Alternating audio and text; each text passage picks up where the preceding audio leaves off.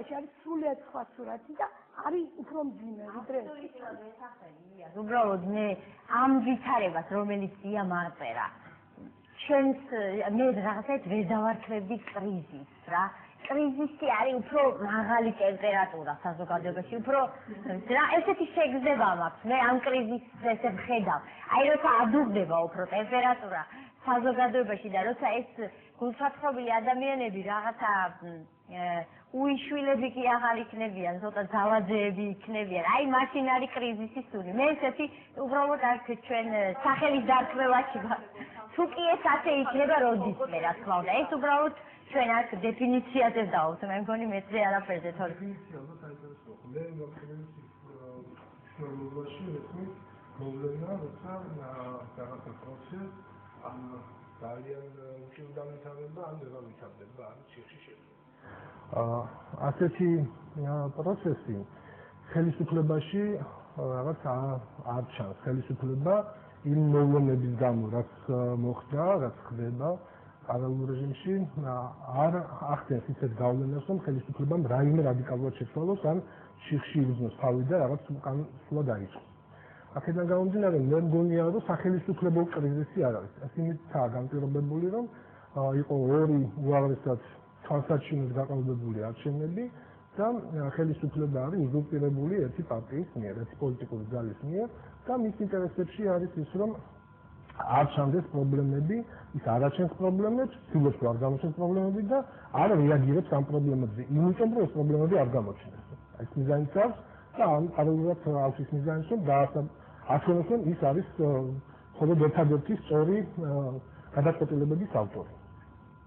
რამდენად ახლა რომ ვთქვათ, არ არის ხელისუფლებაში, ხელისუფლება არ აჩვენებს, რომ ის კრიზისია, მინიმუმ, მაგრამ ხო, არა, მე არ ვამბობ, რომ კრიზისი არ არის. სახელმწიფო კრიზისი არ არის.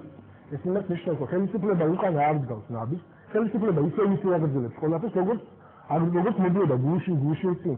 კრიზისმა რაღაცა უნდა შეცვალოს და არ იცვლება. აქედან გამომდინარე, კრიზისი არ ჩანს. რა არის მაშინ კრიზისი?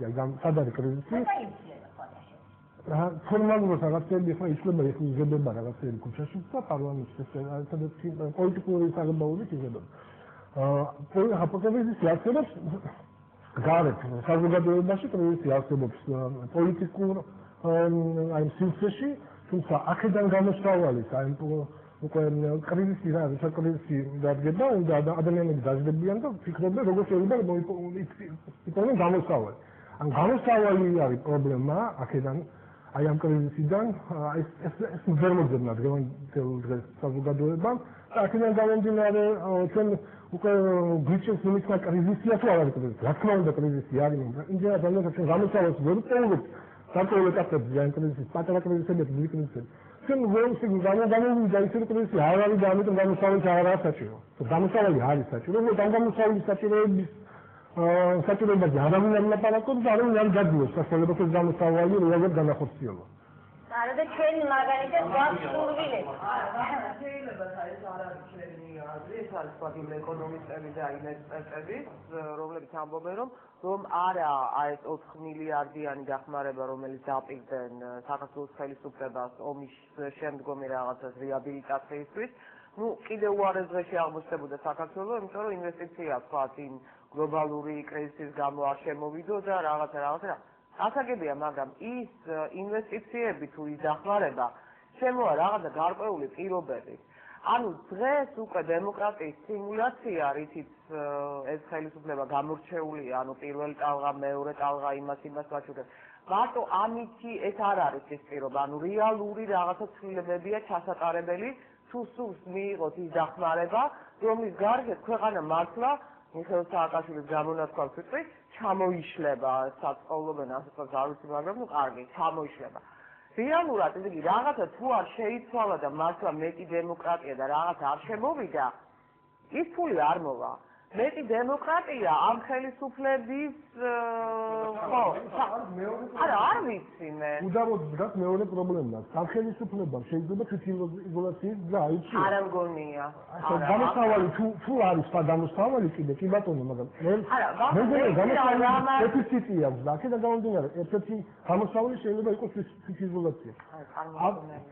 პრობლემები ზონაში არ არის ალბათ ეხლა დავაყენე. რაღაცა ნაბიჯები რაც უკვე გადაიდგა, ჩვენ ხომ მაინც ჟურნალისტები ვართ. აფერებს რომ მიდის რაღაცა პრობლემებია, ცოტა პლუსებიც რომ ვთქვათ, კარგი იქნება თუ შეჯამებაზეა საუბარი. და პლუსი რა არის?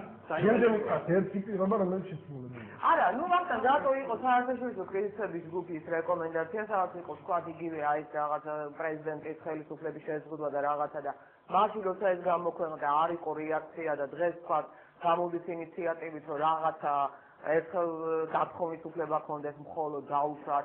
იგივე არა, მე კიდევ ეს არის მე ამას ვირო ეს არის სიმულაცია, მაგრამ ეს პირობები მეტის გაკეთება, რეალური რაღაცების გაკეთება დასჭირდება.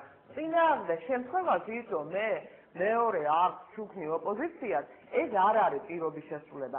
რეალურად რაღაცები უნდა შეიცვალოს, თუ სურს იმ დახმარების მიღება, რომლის გარშემო ქვეყანაში უბრალოდ აი მონაგონი იქნება ის 90-იანი წლები, რომელიც ჩვენ კარგად გვახსოვს ეკონომიკას გულისხმობს და სოციალურ ფონდს. უარესი სიტუაცია გველისა. ამიტომ აი რაღაცნაირად ისეა რა. არ მეტი დემოკრატია არ იქნება დახმარება. მეტი დემოკრატია მას საფრთხეს უქმნის. ანუ იზოლაცია მე მაინც მგონია რომ ამ ქვეყნის იზოლაცია ცოტა წარმოუდგენელი ამბავია. ჩვენი შემართით ირაკლი ალადაშვილი. კითხავ.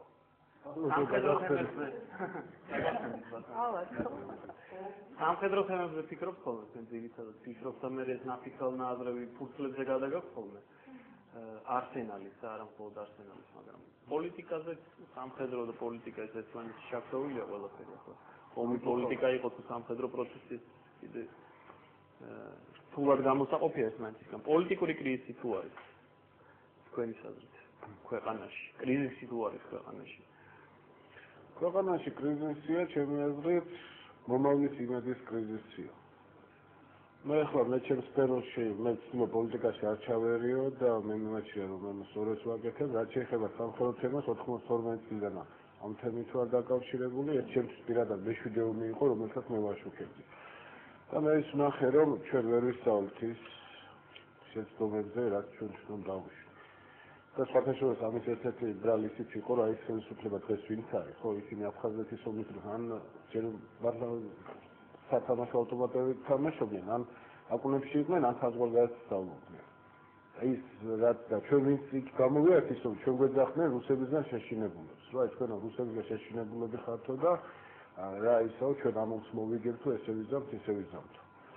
რაც შეეხება კრიზისს. კრიზისი არის სერიოზული იმ გაგებით რომ აი როგორ გითხრათ, სამხედრო მიმართულებით, სამხედრო პოლიტიკური მიმართულებით ბევრი რამე არის ჯერ კიდევ გაურკვეველი. გაურკვეველი იმიტომ რომ სოფლიოში ბევრი რამე იცვლება და ამ რაღაცას შეიძლება ჩვენ ისე მოვხვდეთ. ამ დიდი ქვეყნების ორომტრიალში. მე მიმაჩნია რომ აი ეს ჩვენ რაც მოხდა, ეს არის შეიძლება იყოს კიდევ ერთი რაღაც შემადგენელი იმ დიდი სერიოზული პრობლემის, სოფლიო დონის კრიზისის, რომლის რაღაც დასაწყისი დღეს გამოჩნდა.